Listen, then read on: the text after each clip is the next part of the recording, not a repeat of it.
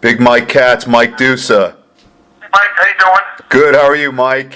I'm good. Hey, thanks. I know you're very busy. Thanks for coming on the Iron Hour on YouTube. I appreciate it. My pleasure. I can't wait to talk to your guests and listeners. There's a million. Everybody wants to hear from you. I not to patronize Mike, but you're probably the most requested. And I've done a lot of them. I've already done Samir Banu and Frank Zane and all those guys. But the Pumping Iron legacy lives with you. How are the grandkids? How's everybody doing? Yeah, things are good. We got a new little grandson named Gray, Grey, and he's going to be a big kid. He's like 100th percentile in height and weight, and looks like at 3 months he could be a nose tackle on a football team someplace, maybe in the hospital nursery. Well, I was going to say, Mike, what would you say for him, bodybuilding or football? Well, I'm sure his mom's going to want soccer, but we'll see when he gets a little bit older. He may be an independent-minded kid that I'm sure he's going to make up his own mind, even though his parents will want to move him in the direction they think is, safest. Mike, we'll talk about it in a little bit, but a while back when we did our last phone interview, we broached upon all the concussions in the NFL and in football in general, and you were saying, because you were a big-time football player with the Jets and collegiately in high school, so you would know, but you kind of averaged that. You think the way it's going, you might see a bigger shift to many more kids playing soccer instead of football because of all the injuries. Well, that's already happened. I think that registration for Little League football nationwide is down 20%. Now, in Pittsburgh or Texas and Florida, in the real high, popularity states, I'm sure it isn't. But I know nationwide it's down, 1/5. 20% is huge. I'm just, in a way, I'm hoping that it's not too late to get the sports under control, right from the midget level on up. But it really has to start from the top down, not from the bottom up. And, with the movie Concussion, which I recommend everybody see, but then you see hits like the giant receiver taking a cheap shot. They were at each other all game, and he got suspended, and then a terrible hit on the Pittsburgh Brown receiver was hit by the Burfett, I think, or yeah. Whatever his name is. I mean, he got a 3-game suspension for next year, but they've been able to eliminate fighting in college hockey. Now, they don't want to eliminate it on a pro level, but on a college and high school level, the penalties are so severe, which are called major misconduct penalties, that I think in the state, if you've got 2 majors on a team in the 18-game schedule, you're not allowed to go into the tournament. Wow. And I'm sure that it's similar to that in college hockey. That's why you just don't see fighting. And for them to make the kinds of penalties, I think 2 strikes, not even 3 strikes. First penalty, for instance, like that one we saw against Pittsburgh, I'd suspend him for a year. Now, this is if they want to get rid of fighting. Right. Suspend him for a year. And if he gets a second offense, he's got a lifetime ban. Then you're going to start seeing people hitting below the head a lot more when you start making the kinds of penalties that are so severe and reasonable.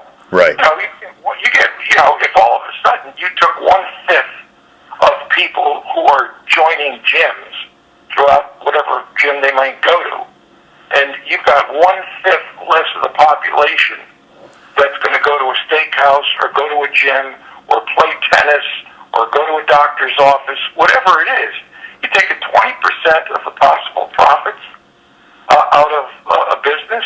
You got to start thinking pretty close about, and then you got professional football players. I don't know if it was Lynn Swan or Bradshaw, but it was a couple of them interviewed. They are not going to promote football for their own son. Right. Yeah. Right. So, I think that speaks for itself. Now, whatever they do, they do. But then, a guy like Donald Trump says that they're getting soft. Hey, Mike. Mike. Since we're just on this topic, we're going to go to your youth and weightlifting and bodybuilding and all that. But the guy from, what do you think about the guy from the Pittsburgh Steelers, the big time linebacker James Harrison, where he I don't know if you heard, his kids got participation trophies and he made them give them back. Did you hear about that? I'm not exactly sure. What do you think what message was he trying to send out there? Well, his thing was, now, because you've been an athlete and a competitor all your life, so you'd probably understand that.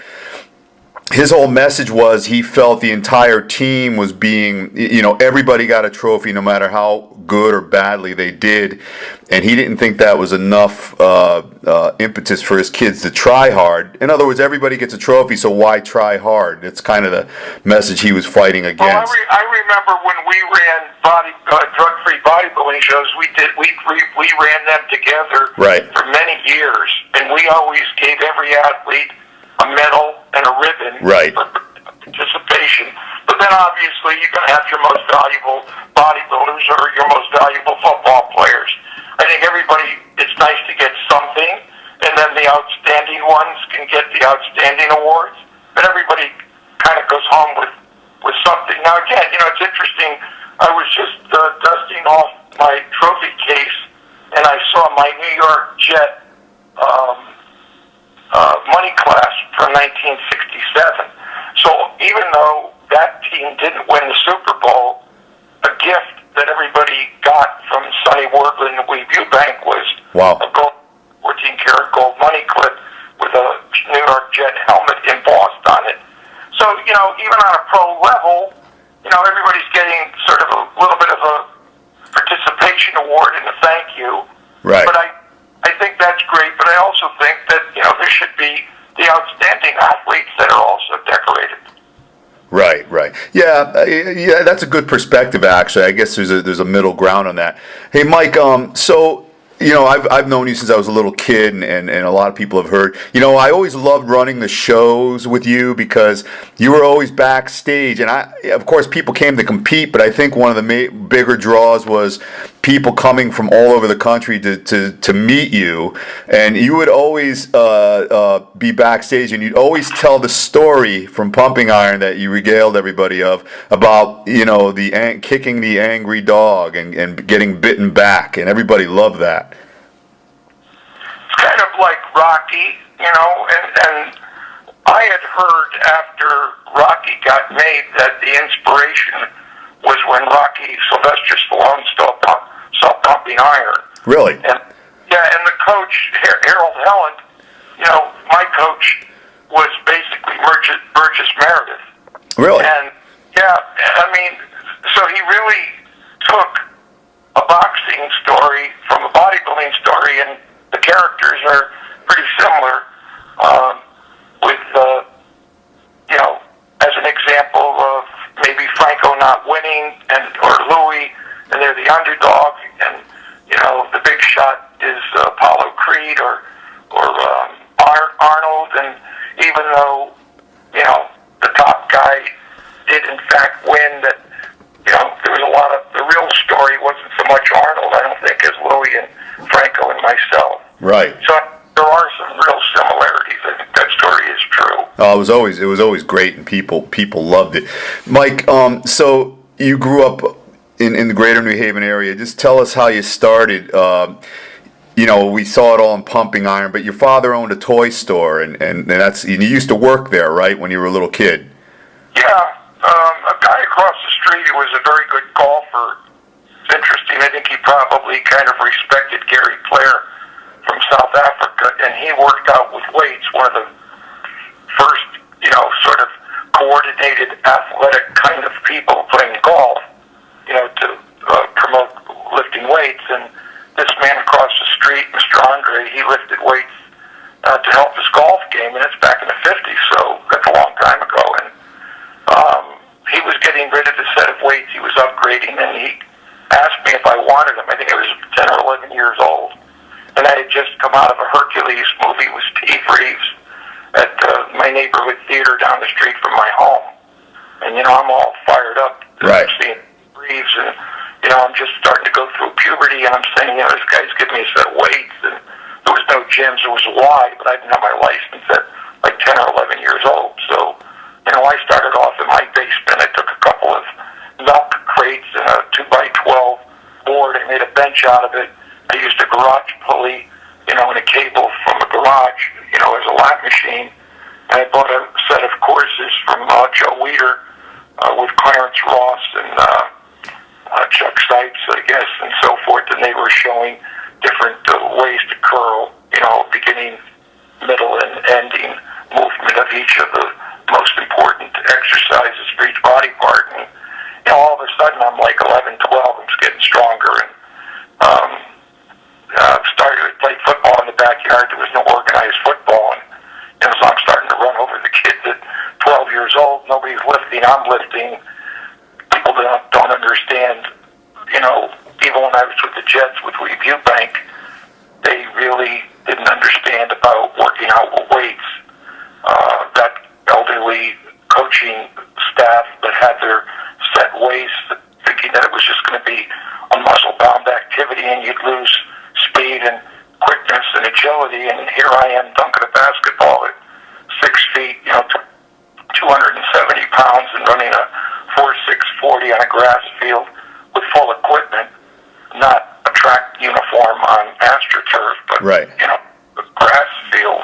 Hey, Mike, let me just ask you. Probably would have been 4.4, 4.5. Wow. If I was running with no equipment like they do today when they're tested in that. That's back in 66, 67. I mean, I was beating the quarterbacks and some of the wide receivers. And I was 276 feet tall. So. Hey, Mike, you played against Floyd Little, didn't you? Yeah, in high school. Yeah. As a matter of fact, it was interesting. I just went to a banquet where he was at the New Haven Gridiron Hall of Fame banquet, which he was inducted, and I was inducted a long time ago. But before he went to Bordentown Prep School, I don't know if that's in New Jersey, but that was like a big time, like Milford Academy. Right. We have it in our area, which was at one time a big place like to go. Right. Get your grades up and play way beyond high school level. I played against him. I told him, it was probably 3 months ago, I said, I never tackled so much air in my life. And he goes, what do you mean? He goes, all I tackled was air. I thought I was tackling you. By the time I tried to get my arms around you, you were gone. Hey, Mike, just to back what you were saying about your speed, when I was in practice, I had some older patients, and we'd sometimes talk about you. Now, Floyd Little just recently got in the Hall of Fame, I think, and so he was an elite player. But the older patients I had, a couple of them, they said Mike Katz was the only guy that could run him down, and he was known for his speed. But even at your size, you had that remarkable, extraordinary speed. And didn't anybody attribute that to the weights, or they didn't back then? I would say that most of the people, who might have tried to attribute anything didn't know enough to attribute it to anything. Right. They may have just thought that it was like a freak of nature, and I was doing everything wrong, but somehow getting better.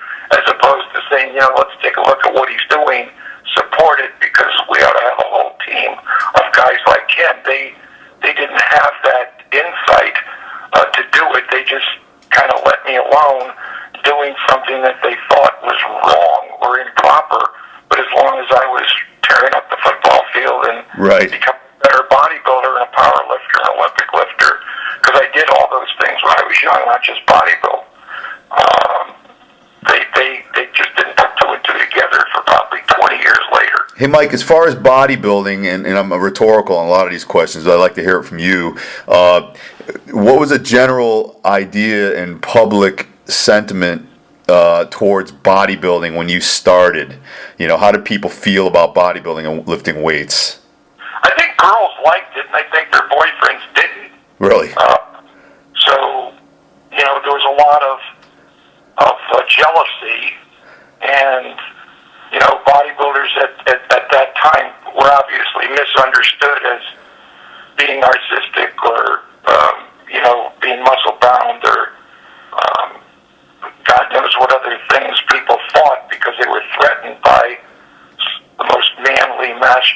man that could evolve. Right.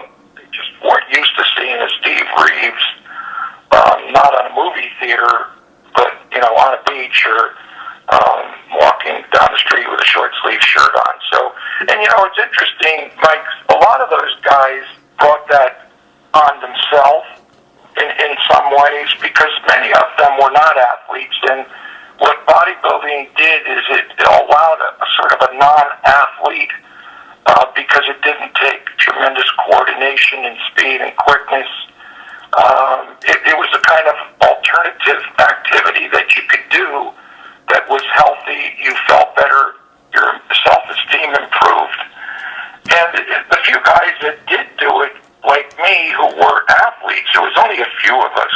Because, you either were a bodybuilder or you were an athlete, not both. Right.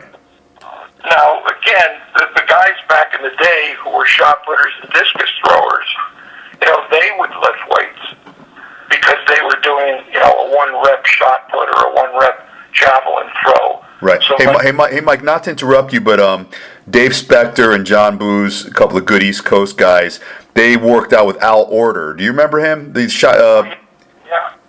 Al Order, I was involved with Al Order. There was a wonderful man named Sri Shmoy.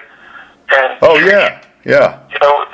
Many people have seen many of the records that he held. He was from India, and he was a very peace-loving man.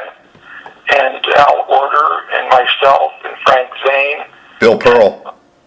Bill Pearl. We all were involved with the peace movement and world peace, and supported Sri Shmoy. And to this day, I'm still involved with his group down in Long Island. So. Were you one of the guys he lifted up on the? Yeah, he lifted myself, Order, Pearl, thousands of pounds. Yeah.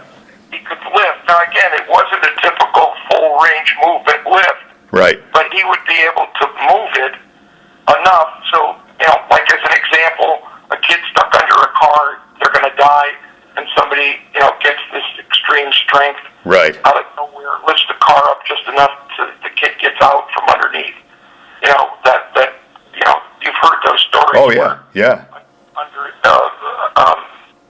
certain situations, people get, strength that no one ever thought they could have to save somebody's life. The adrenaline's pumping, and Sri Shmoy would, almost hypnotically put himself into a trance and meditate, and then be able to, lift up elephants. Yeah. Now it was maybe an inch right. on a specific type of a platform, but you know what? Nobody else could do it. Right.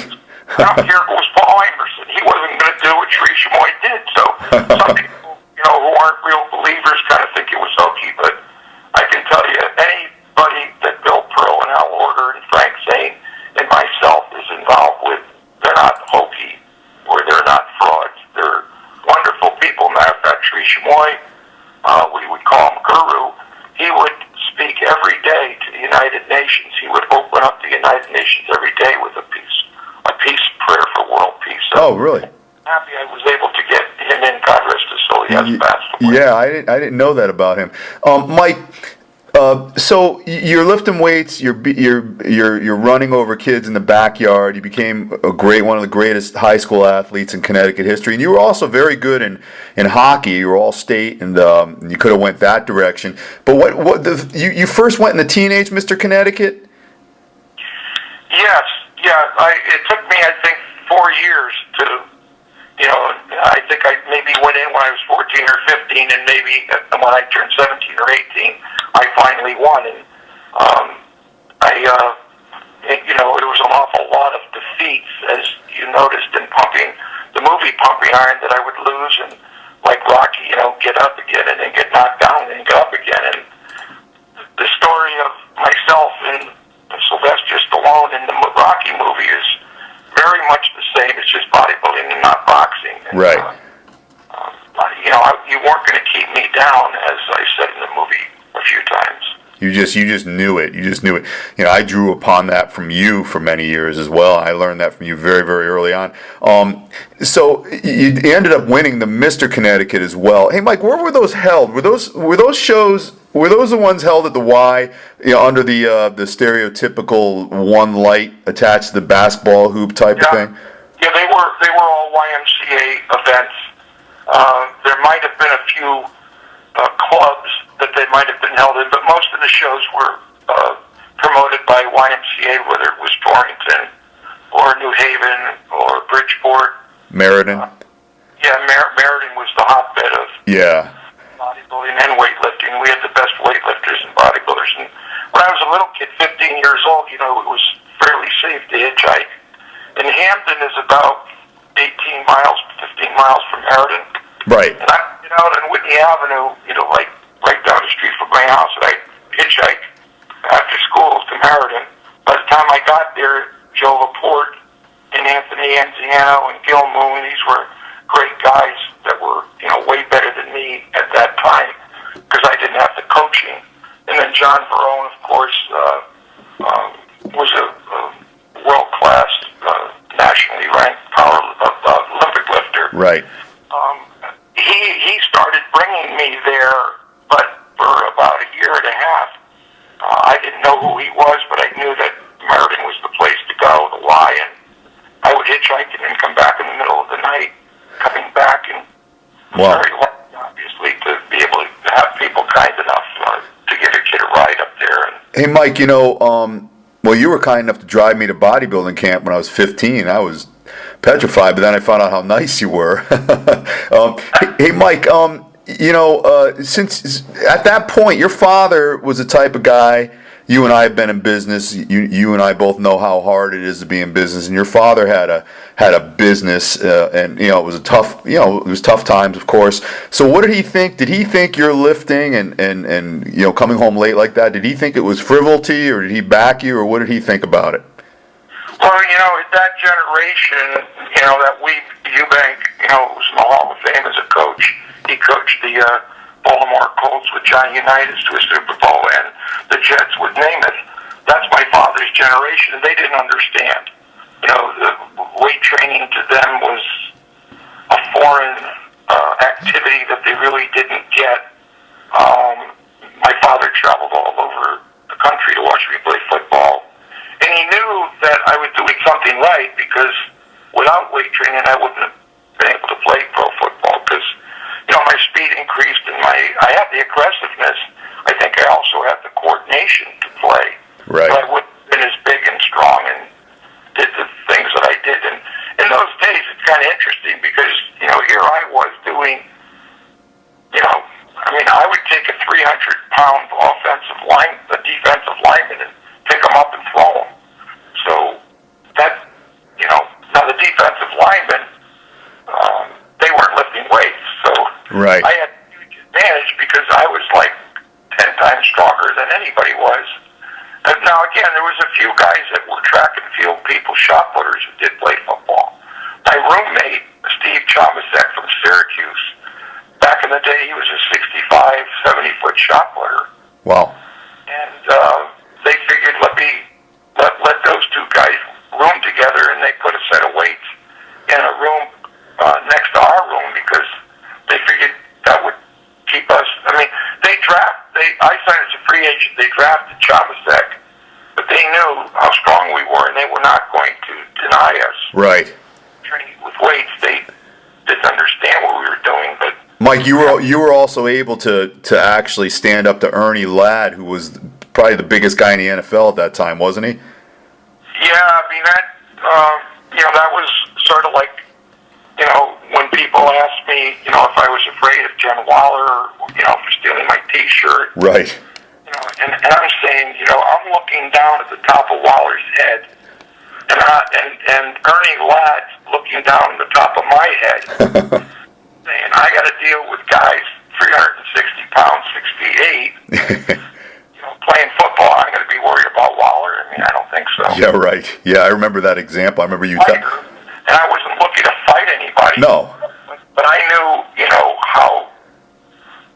You know, I don't want to use so much the words. I mean, but anybody that plays football on a high school or college level and plays an aggressive position like I had to play, and I'm not a wide receiver, although some wide receivers are tough, and I wasn't a quarterback, but I look at the New York Jet quarterback, the guy's crazy. I mean, he's downfield blocking. Yeah. The quarterback, I mean, that's not usually, but when you're in that aggressive line position or linebacker position, or you're a fullback, blocking fullback like I was, it's every single play you're getting a chance to attack somebody. And Hey, Mike, you're widely known as, probably along with Lee Haney, as the nicest, most approachable of the bodybuilders ever, and I agree with that, and that's a kind of a universal understanding. But along with that approachability and kindness, you can turn on the jets like you did against Ernie Ladd and let people know that you were someone to be reckoned with. Did you ever have to, as good of friends as you are with him for your whole life and always will be, did you ever have to turn it on with Arnold? Did he ever try to test you or anything?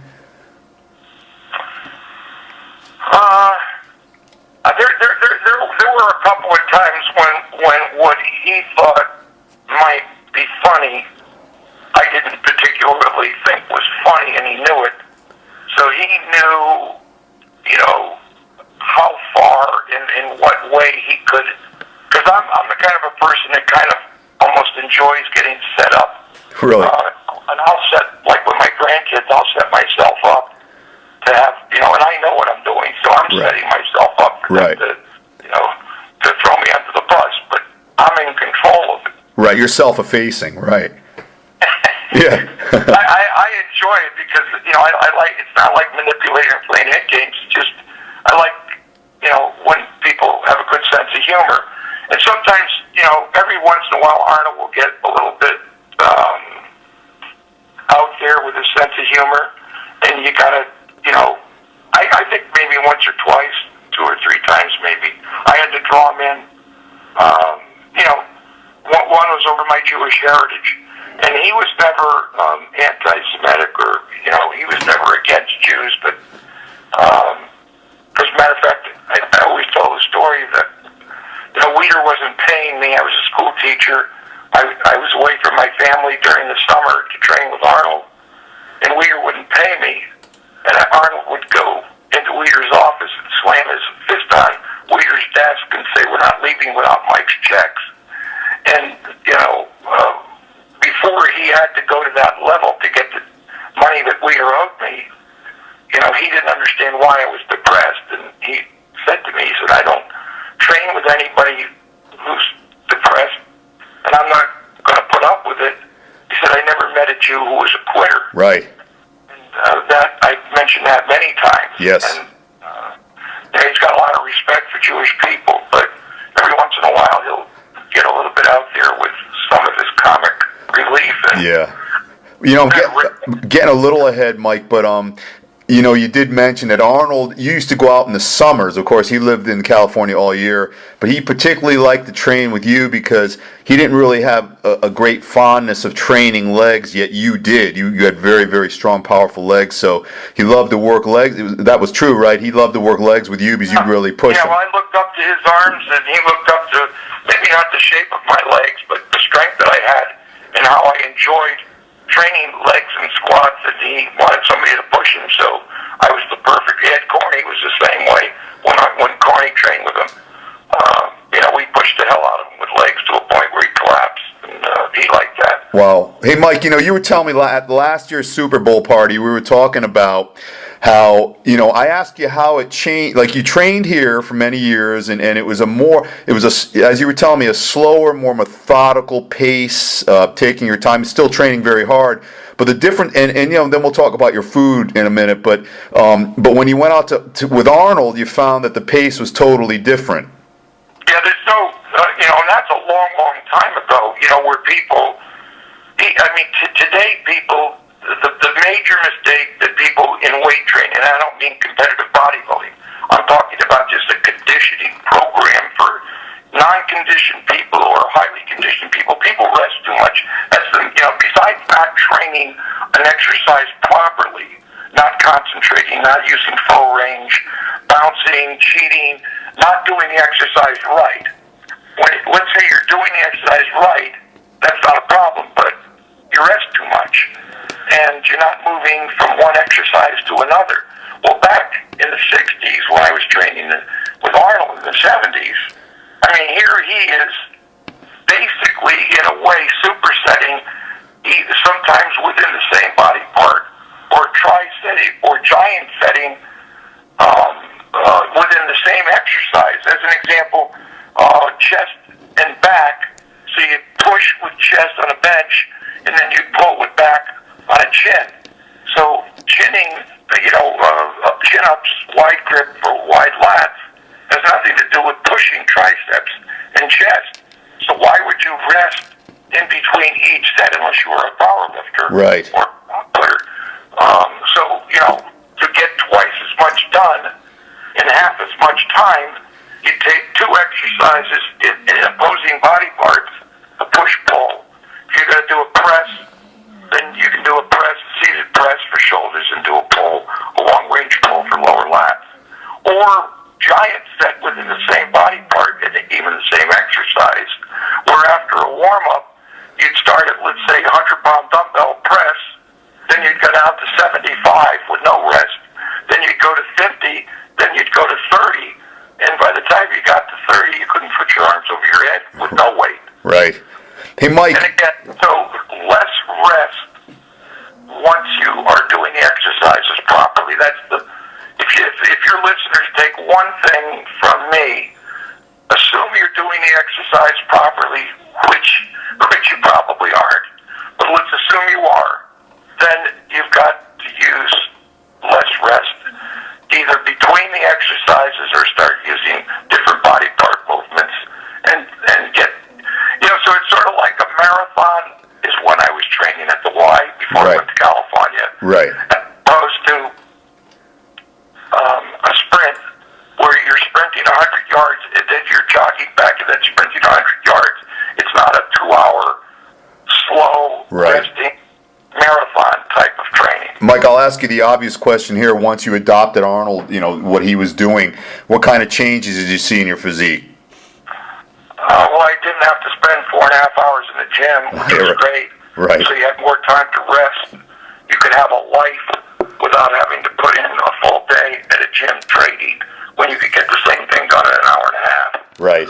Also, the exercises and the training and the atmosphere and so forth was, that's what helped me become a real champion, because I would stay out there for a month and I would take all that information back to the East Coast. And, the people like my partner Jerry Mastrangelo or Guy Ferraro or Aníbal Almodovar or Joe Ugolick? Marty Helen, Joe Ugolick, all the guys that followed me and did my training, they adopted the same training, so I was able to bring that philosophy back to the East Coast. Right. That was gold. So, Mike, back to the struggle. I've got this site up right here, and I don't really need it. I know your history pretty well, but your bodybuilding history in 64, 65. You start, after you were in a Teen America, you took fourth there. And your first foray into the Mr. America in 69, you took second to, John DeCola. Won the show, and Don Peters won the class. But then he ended up winning that the next year, the America. Is that when Weider took notice of you? Yeah, well, I was basically, he took notice of me when I went to California. I think it was maybe 69. So Arnold may have been there for a year or a little longer maybe. And then Arnold really, like in Europe, these guys always looked at Dave Draper and myself and Chuck Sipes and even Frank Zane and stuff, and they wanted to come to America to train with us. Right. They knew that we're the greatest guys trained. So I think Arnold told Joe, I want Mike Katz, to come out here during the summer and train with me. And as I was getting better, then, in 1970, I won the Mr. America contest, and then I think I'm just not sure whether I went out there. I probably went out in 69 or 70 before the American. That may have been my first year training with Arnold, and that's all I needed is that little extra to be good enough to win. Would you hey Mike, how would you feel if that Gold's Gym in Venice, the original Gold's Gym, appeared today? Would you join that place? Well, having 5 Planet Fitnesses that cater really to more non-conditioned people in a less competitive environment. I always said when we did make the move from being World Gym, which was like Gold's, because Arnold and Joe Gold started World Gym, and we were World Gym for 25 years. Right. Hey Mike, not to cut you off, but you were the first, and we've talked about this many times, I think you were the first licensee or franchisee outside of the original Worlds, correct? You know what, I think Nick Uglick might have been just before us. Really? I'm not sure Nicky would be able to tell, or Jerry, but we were either the first or the second. Now again, Arnold and Joe Gold let us use the name World Gym East. Right. And that was before they were franchising. So we were called World Gym East back in '78. And then when they started franchising World Gym, Arnold wanted us to change. But I think Nicky might have changed or started World Gym maybe first. But it was within probably a year. Right. And then we moved from World Gym East to World Gym. Yeah, I was just thinking of those great old pictures of, you, Arnold, Frank Zane, Dave Draper, all pounding away in that little room that was Gold's years ago. Well, I had that in East Haven, near my home. I had that like in Pumping Iron with the coach, the old man, like the Burgess Meredith. Right. Was my coach, Harold Helen. Right. And we trained in a 3-car garage. Yeah. And in the summertime, we'd open up all the doors and bring the weights out into the driveway, and we'd train outside in the sun. So it was almost like Muscle Beach, but it was in East Haven instead of California. So, if I was in competitive spirits, I was never one to scream and yell or do anything destructive. Because when we had World Gym, we had a very clean, wonderful business. We had, elite bodybuilders, professional wrestlers. Oh, it was the best. But we also had deconditioned people who wanted to be around those kinds of people. It was safe. There was no swearing. Nobody dropped their weights. Everybody was very respectful. But again, the health clubs during those days would try to put fear into members going to a gym, because the gym was going to be a bunch of crazy people running around posing in the mirror and making fun of everybody. So like a European health club or those kinds of softer places to train, they made sure that they made the gyms to look like places for only crazy bodybuilders to train in, because it would help their business. Right. But I was a very proud World Gym owner before we became Planet Fitness. We've got great athletes in our gym. I was talking to Jim Mannion the other day, and you can't believe in Planet Fitness is how many women competitors in fitness, figure, and bikini, how many of those women are training in Planet Fitness, because it's a nice, clean, safe environment, and they're not going to get a bunch of sort of sexist guys whistling at them or, put a move on them. So, Planet Fitness, a few years ago, maybe 10 years ago, people thought I sold out. And I said, I didn't sell out. The hardcore gyms are going out of business. You can't pay the bills. Right. You get 5 lunatics in a hardcore gym, and they're going to scare everybody away. It really comes down to math, Mike. Being in business like I've been in and you've been in, it comes down to math, and it's market driven, and sometimes you just don't have a choice. And again, my bicep doesn't know the difference if I'm lifting a 50-pound dumbbell in Gold's or in Planet Fitness. So it's really a mental thing, I think. I mean, you can get a good workout anywhere if you've got your mind right. But I think it just depends, in a way, like, if you want to go to a sports bar and watch, let's say, a game, and you want to drive, and you're kind of, I don't mean a Hell's Angel, but you're kind of a motorcycle guy, and you kind of like hanging around with motorcycle guys, and you want to have a beer, you're not going to go out and kill anybody like some of these gangs do. But I mean, there's different bars that attract different people for different reasons. So a hardcore place is fine. You need hardcore places. Of course. You need ones for deconditioned people that don't want to feel intimidated. There's enough people out there for everybody to make an honest living.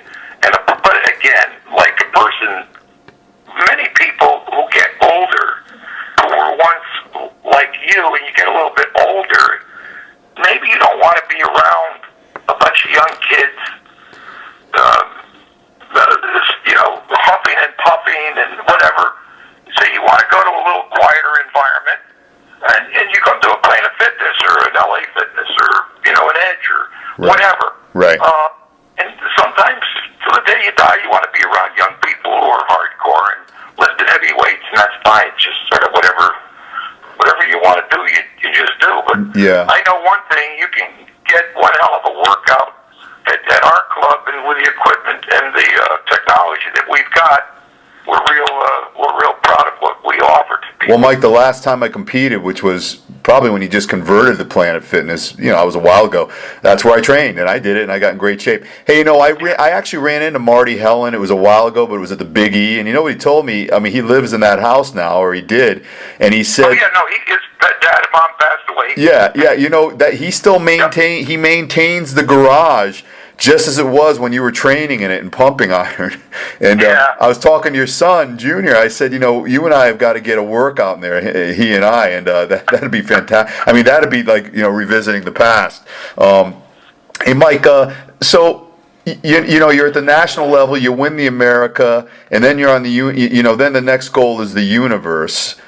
I mean, was this was when you were done with the Jets, right? You had an injury and you couldn't go on there. Yeah, I got hurt in '68, right? The Super Bowl team, I was in training camp the summer of that team, and it was either Vietnam or taking a teaching job. And I didn't spend my life, and Vietnam is a whole other story, and that story is going to get told soon because I'm building a tribute of 1932 Ford, but it's a tribute to one of the most famous pilots in World War II, and a guy named Bud Anderson. And he flew a P-51 Mustang, which was called the Old Crow. And I'm building a 32 Ford with an aircraft engine. Plus, it has all aircraft gauges. When that car is going to eventually get finished, it'll be out in SEMA in Vegas, which is the biggest parts dealer show in the world. I think they do 1 million square feet. Wow. SEMA, S-E-M-A, and one of the booths will have the car. Bud Anderson is still alive. He's 93. And wow. You better get the car built before I die because he's going to unveil the car. I remember you telling me about this. Have you talked to him, Mike? I did.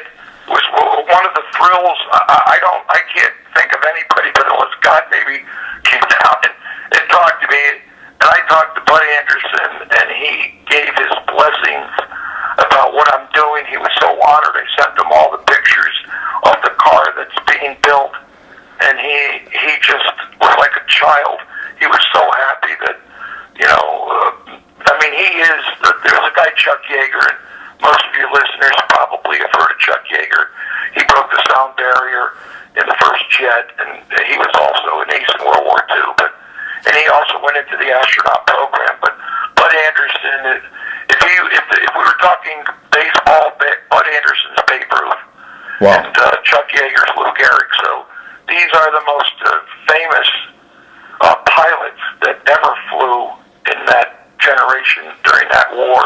And I'm so respectful of the military and what it's meant to protecting our country that I've dedicated like 5 years of my life and literally hundreds of thousands of dollars to build this car. Well, that's just like Mike.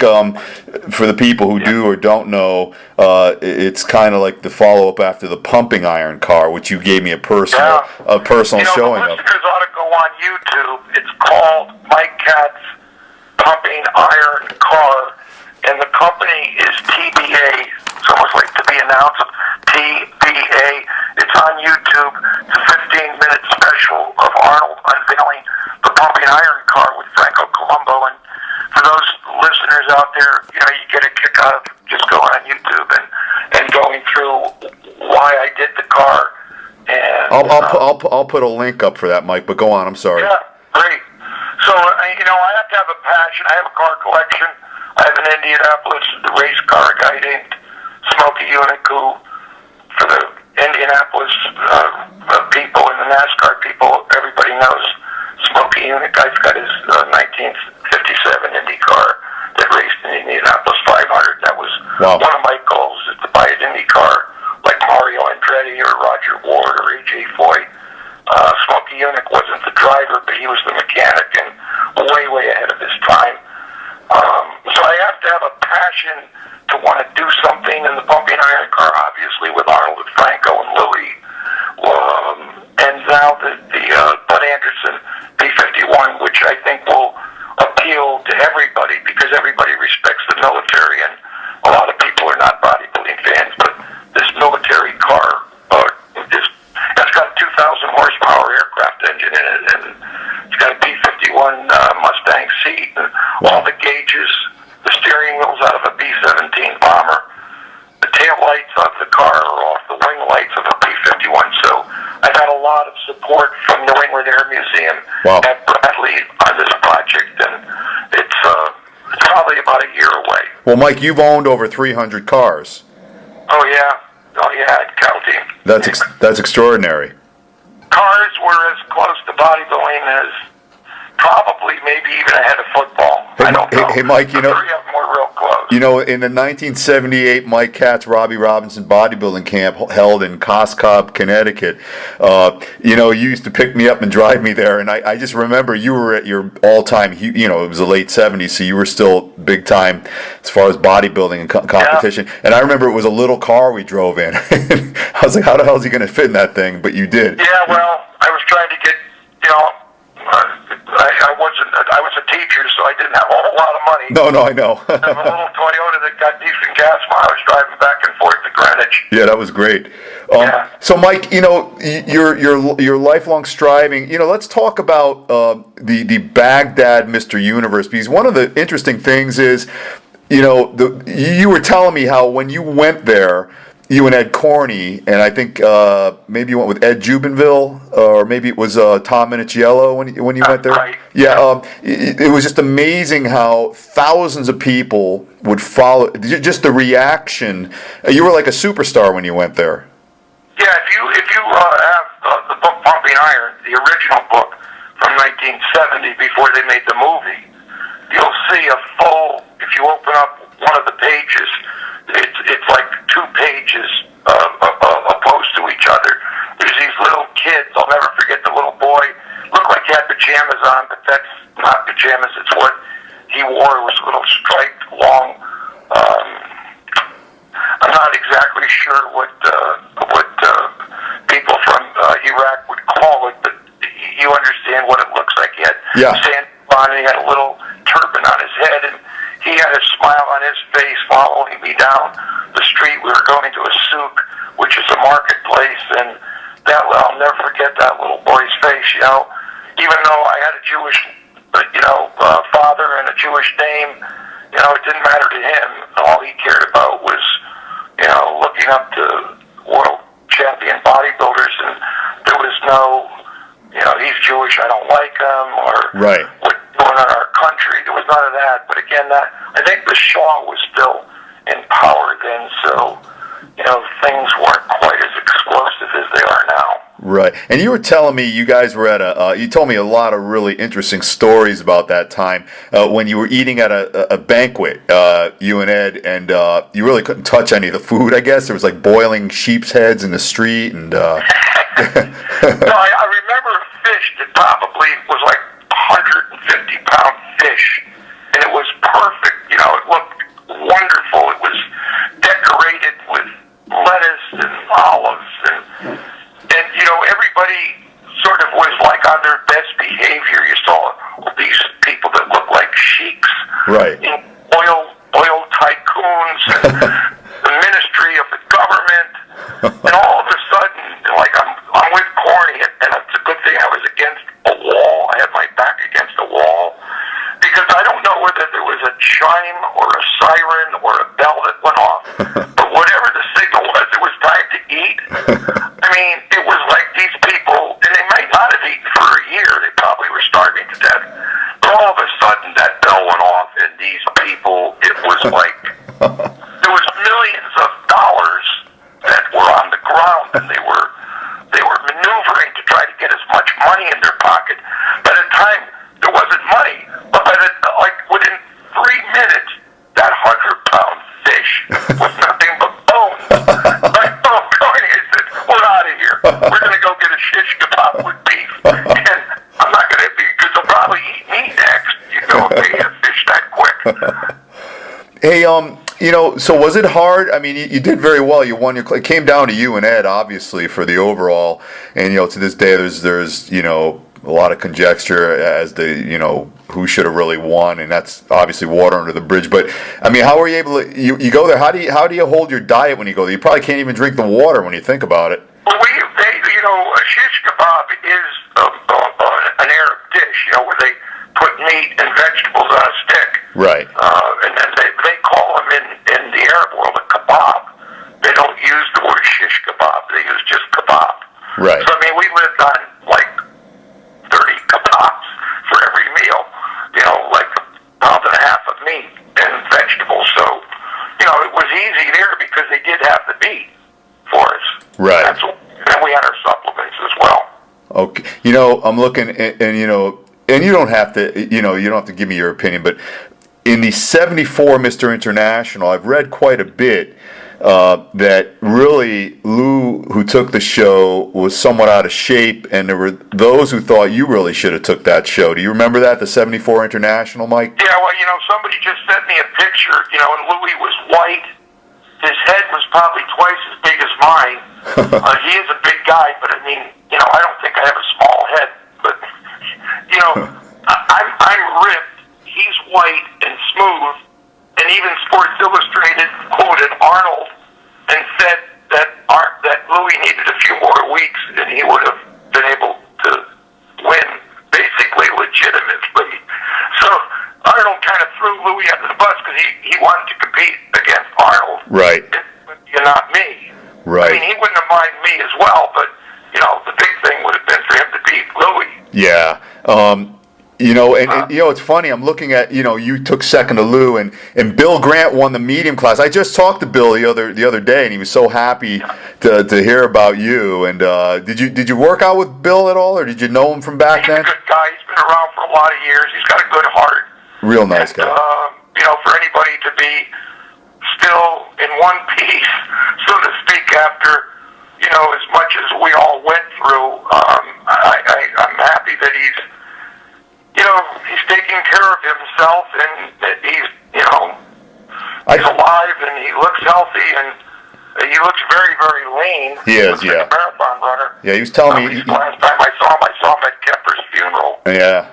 I may have seen him before that or after that, but I'm not sure. Mike, Bill has always been a good guy. Everybody's like Bill. Really nice guy. Hey, Mike, I know you've talked about it ad nauseum millions of times, and but people, it still holds profound interest. The 75 universe, the Pumping Iron show, South Africa. Any insights in general you can give us about that?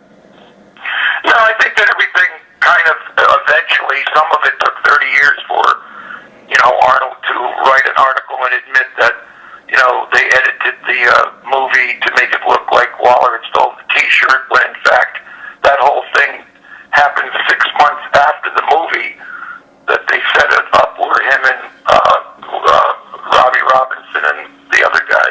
Oh, Callard. Yeah, they were throwing a football on the football field. That was 6 months after they made the movie. Right. They were afraid that if, you know, Arnold didn't make enough fun of